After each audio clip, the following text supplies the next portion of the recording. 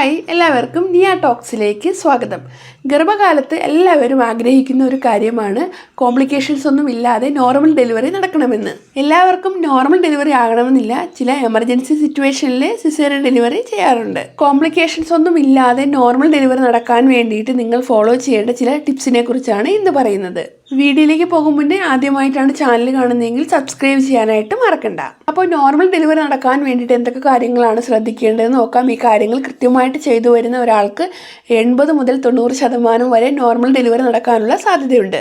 ആദ്യം മനസ്സിലാക്കേണ്ടത്, നിങ്ങൾക്ക് നോർമൽ ഡെലിവറി നടക്കുകയാണ് എങ്കിൽ അതിൽ നിന്ന് കിട്ടുന്ന ഗുണങ്ങൾ എന്തൊക്കെയാണെന്ന് നോക്കാം. നോർമൽ ഡെലിവറി വഴി ജനിക്കുന്ന കുഞ്ഞിന് സിസേറിയൻ ഡെലിവറി വഴി ജനിക്കുന്ന കുഞ്ഞിനേക്കാൾ റെസ്പിറേറ്ററി പ്രോബ്ലംസ് വളരെ കുറവായിരിക്കും. രണ്ടാമത്തേത്, നമ്മുടെ കുഞ്ഞ് യൂട്രസിനുള്ളിലായിരിക്കുന്ന സമയത്ത് കുഞ്ഞിൻ്റെ ലങ്സിൽ അമ്നിയോട്ടിക് ഫ്ലൂയിഡ് നിറഞ്ഞിരിക്കും.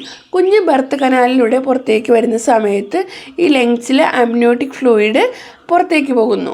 3, കുഞ്ഞ് നോർമൽ ഡെലിവറി വഴി ബർത്ത് കനാലിലൂടെ പുറത്തേക്ക് വരുന്ന സമയത്ത് അമ്മയിൽ നിന്നുമുള്ള നല്ല ബാക്ടീരിയ കുഞ്ഞിന് ലഭിക്കുകയും ഇത് കുഞ്ഞിൻ്റെ കുടലിൻ്റെ ആരോഗ്യത്തിനും ഇമ്മ്യൂണിറ്റി കൂടാനും സഹായിക്കുന്ന ഒന്നാണ്. 4, അമ്മയുടെയും കുഞ്ഞിൻ്റെയും റിക്കവറി പെട്ടെന്നായിരിക്കും. 5, മറ്റ് പ്രശ്നങ്ങളൊന്നും ഇല്ലാതെ 3-4 മണിക്കൂറിനുള്ളിലായിട്ട് കുഞ്ഞിന് ഡയറക്റ്റ് ബ്രസ്റ്റ് ഫീഡ് നൽകാനായിട്ട് കഴിയുന്നതാണ്. നോർമൽ ഡെലിവറിയാണ് എഫക്റ്റീവും സേഫ് ആയിട്ടുള്ളതും. എന്നാൽ എമർജൻസി സിറ്റുവേഷനിൽ അമ്മയുടെയും കുഞ്ഞിൻ്റെയും ആരോഗ്യം പരിഗണിച്ചുകൊണ്ട് ആ ഒരു സമയത്ത് സിസേറിയൻ ഡെലിവറി ചെയ്യാമെന്ന് പറയുമ്പോൾ ഏറ്റവും സേഫ് ആയിട്ടുള്ളത് സിസേറിയൻ ഡെലിവറിയാണ്.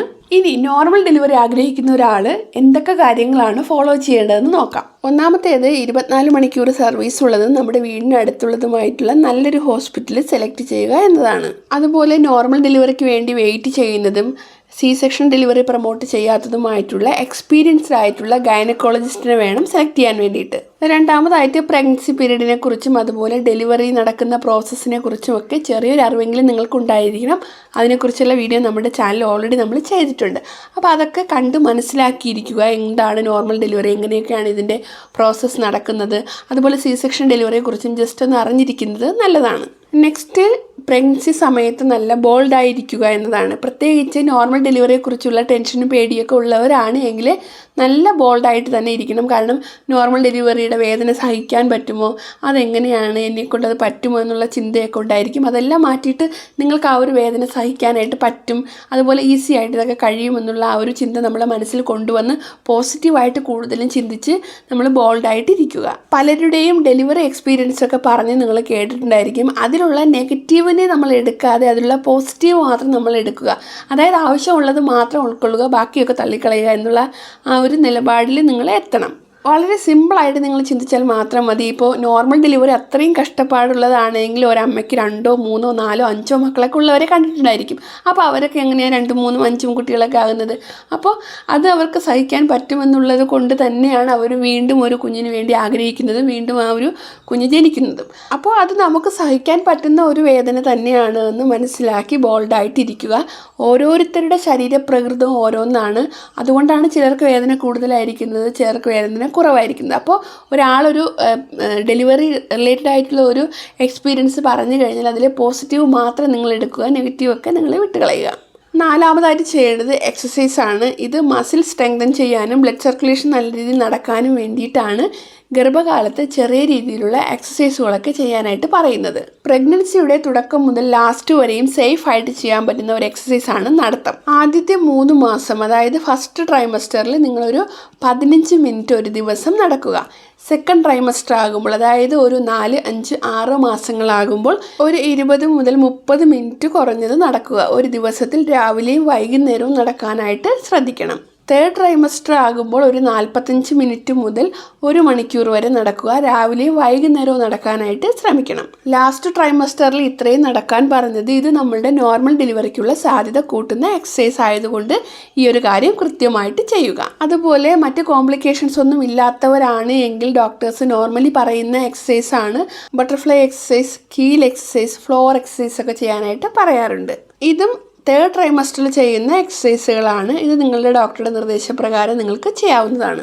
നെക്സ്റ്റ്, സ്റ്റെപ്പ് കയറുന്നതാണ്. നോർമൽ ഡെലിവറിക്കുള്ള സാധ്യത കൂട്ടുന്ന ഒരു എക്സസൈസ് കൂടെയാണ് സ്റ്റെപ്പ് കയറുക എന്നുള്ളത്. ഇതും 8 മാസത്തിന് ശേഷമാണ് ചെയ്തു തുടങ്ങേണ്ടത്.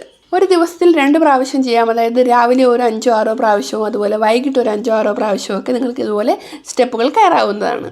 ഈ സമയത്ത് നിങ്ങൾ സ്റ്റെപ്പുകൾ കയറുമ്പോഴും അല്ലാതെ ഉള്ള എക്സസൈസുകളൊക്കെ ചെയ്യുന്ന സമയത്തും ഒരാൾ അടുത്ത് ഉണ്ടാകാനായിട്ട് പ്രത്യേകം ശ്രദ്ധിക്കുക. നിങ്ങളുടേതൊരു ഹൈ റിസ്ക് പ്രഗ്നൻസി ആണ് എങ്കിൽ ഈ ഒരു സമയത്ത് യാതൊരു തരത്തിലുള്ള എക്സസൈസുകളും ചെയ്യാനായിട്ട് പാടില്ല. ഇനി ഏതെങ്കിലും എക്സസൈസുകളൊക്കെ ചെയ്യണമെന്നുണ്ടെങ്കിൽ നിങ്ങളുടെ ഡോക്ടറോട് ചോദിച്ചതിന് ശേഷം നിങ്ങൾക്ക് സ്റ്റാർട്ട് ചെയ്യാവുന്നതാണ്. നെക്സ്റ്റ്, വെള്ളം കുടിക്കുക എന്നതാണ്. ഒരു ഗർഭിണിയായിരിക്കുന്ന ഒരാൾ ഒരു ദിവസത്തിൽ 2.5 മുതൽ 3 ലിറ്റർ വെള്ളം വരെയെങ്കിലും കുറഞ്ഞത് കുടിച്ചിരിക്കണം. നമ്മൾ പ്രഗ്നൻ്റ് ആയിരിക്കുന്ന സമയത്തും അല്ലാത്തപ്പോഴും നമ്മുടെ ശരീരത്തിൽ ജലാംശം നിലനിർത്തുക എന്നുള്ളത് അത്യാവശ്യമായിട്ടുള്ളൊരു കാര്യമാണ്. ശരീരം നല്ല ഹൈഡ്രേറ്റ് ആയിട്ട് ഇരുന്ന് കഴിഞ്ഞാൽ നോർമൽ ഡെലിവറി സമയത്ത് നമുക്ക് ആവശ്യത്തിനുള്ള എനർജി ലഭിക്കുകയും ഇത് നോർമൽ ഡെലിവറിക്കുള്ള സാധ്യത കൂട്ടുകയും ചെയ്യുന്നതാണ്. നെക്സ്റ്റ്, ബ്രീത്തിങ് എക്സസൈസ് ആണ്. ഇത് നമ്മുടെ നോർമൽ ഡെലിവറി സമയത്ത് നമുക്ക് വളരെയധികം ഹെൽപ്പ് ചെയ്യുന്നതാണ്. പ്രത്യേകിച്ച് പെയിൻ കുറയ്ക്കാനും ഒക്കെ വളരെ സഹായിക്കുന്നതാണ്. അത് നമ്മൾ ഗർഭിണിയായിരിക്കുന്ന സമയത്തെ ബ്രീത്തിങ് എക്സസൈസ് നിങ്ങൾ പ്രാക്ടീസ് ചെയ്യുക. ഇത് നോർമൽ ഡെലിവറിക്ക് വളരെയധികം ഹെൽപ്പ് ചെയ്യും. നെക്സ്റ്റ്, സ്ട്രെസ്സ്, ടെൻഷൻ എല്ലാം നമ്മുടെ നോർമൽ ഡെലിവറിയെ അഫക്റ്റ് ചെയ്യുന്നതാണ്.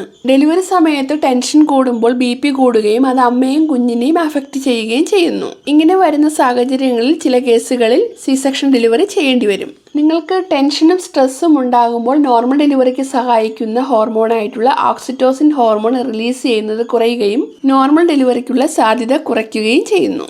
നെക്സ്റ്റ്, ഉറക്കമാണ്. ഗർഭകാലത്ത് നിങ്ങളൊരു 8 മുതൽ 10 മണിക്കൂർ വരെയെങ്കിലും ഉറങ്ങണം. ഇത് കുഞ്ഞിൻ്റെ ആരോഗ്യത്തിനും നിങ്ങളുടെ ഹോർമോൺസ് ബാലൻസായി നിൽക്കാനും ബോഡി ഫങ്ഷൻസ് ഒക്കെ ശരിയായിട്ട് നടക്കാനും സഹായിക്കുന്നതാണ്. നെക്സ്റ്റ്, ബാലൻസ്ഡ് ആയിട്ടുള്ള ഹെൽത്തി ആയിട്ടുള്ള ഒരു ഡയറ്റ് നിങ്ങൾ ഫോളോ ചെയ്യുക എന്നതാണ്. അതുപോലെ ഗർഭകാലത്ത് ഡോക്ടർ നൽകിയിട്ടുള്ള ടാബ്ലറ്റുകളൊക്കെ കൃത്യമായിട്ട് കഴിക്കുക. പ്രത്യേകിച്ച് അയൺ, കാൽസ്യം ടാബ്ലറ്റുകൾ ഒരിക്കലും സ്കിപ്പ് ചെയ്യാനായിട്ട് പാടില്ല. പ്രഗ്നൻസിയുടെ 8.5 മാസമാകുമ്പോൾ നിങ്ങളുടെ ഡയറ്റിൽ നിങ്ങൾ ഉൾപ്പെടുത്തേണ്ട ഒന്നാണ് ഡേറ്റ്സ്. ഒരു ദിവസത്തിൽ 5-6 ഡേറ്റ്സ് വെച്ച് കഴിക്കാം. അതുപോലെ തന്നെ ദിവസവും 1 സ്പൂൺ നെയ്യ് കഴിക്കുന്നതും നല്ലതാണ്. ഇത് നോർമൽ ഡെലിവറിക്ക് വളരെയധികം ഹെൽപ്പ് ചെയ്യുന്നു. നെക്സ്റ്റ്, ശ്രദ്ധിക്കേണ്ടത് ഗർഭകാലത്ത് ഓവർ വെയിറ്റ് ആകാതിരിക്കാനായിട്ട് പ്രത്യേകം ശ്രദ്ധിക്കുക. ഏറ്റവും കൂടുതൽ പേരും വെയിറ്റ് കൂടുന്നത് ലാസ്റ്റ് ട്രൈമസ്റ്ററിലൊക്കെയാണ്. അപ്പോൾ ഇത് ഇങ്ങനെ പെട്ടെന്ന് നിങ്ങൾക്ക് ഈ ഒരു സമയത്ത് വെയിറ്റ് കൂടുന്നതും ഓവർ വെയിറ്റ് ആകുന്നതും എല്ലാം നോർമൽ ഡെലിവറിക്കുള്ള സാധ്യത കുറയ്ക്കുന്നതാണ്. അതുകൊണ്ട് തന്നെ അമിതമായ അളവിൽ ഭക്ഷണം കഴിക്കുന്നത് കൺട്രോൾ ചെയ്യുക. ഹെൽത്തി ആയിട്ടുള്ള ഭക്ഷണങ്ങൾ കറക്റ്റായ അളവിൽ മാത്രം നിങ്ങൾ കഴിക്കുക. അതുപോലെ ശരിയായിട്ടുള്ള പ്രസവ വേദന എന്താണെന്ന് മനസ്സിലാക്കാനായിട്ട് ശ്രമിക്കുക. അതിനെക്കുറിച്ച് നമ്മൾ വീഡിയോ ചെയ്തിട്ടുണ്ട്. ഈ വീഡിയോയുടെ ലാസ്റ്റ് അതിൻ്റെ ലിങ്ക് കൊടുത്തേക്കാം. കറക്റ്റായിട്ടുള്ള പ്രസവ വേദന വന്നതിന് ശേഷം നിങ്ങൾ ഹോസ്പിറ്റലിൽ അഡ്മിറ്റ് ആകുന്നതാണ് ഏറ്റവും നല്ലത്. അപ്പോൾ എന്താണ് നോർമൽ ഡെലിവറി, ഇതുകൊണ്ടുള്ള ഗുണങ്ങൾ എന്തൊക്കെയാണ്, എങ്ങനെയാണ് നോർമൽ ഡെലിവറിക്ക് വേണ്ടിയിട്ട് നിങ്ങൾ തയ്യാറാകേണ്ടത്, എന്തൊക്കെ ടിപ്സാണ് ഫോളോ ചെയ്യേണ്ടതെന്നുള്ളതിനെ കുറിച്ചാണ് ഇന്നത്തെ വീഡിയോയിൽ പറഞ്ഞത്. ഈ ഒരു വീഡിയോ നിങ്ങൾക്ക് പ്രയോജനപ്പെട്ടിട്ടുണ്ട് എങ്കിൽ ലൈക്ക് ചെയ്യാനും ഷെയർ ചെയ്യാനും സബ്സ്ക്രൈബ് ചെയ്യാനും ഒന്നും മറക്കണ്ട. നെക്സ്റ്റ് പുതിയൊരു വീഡിയോയുമായിട്ട് അടുത്ത ദിവസം കാണാം. താങ്ക്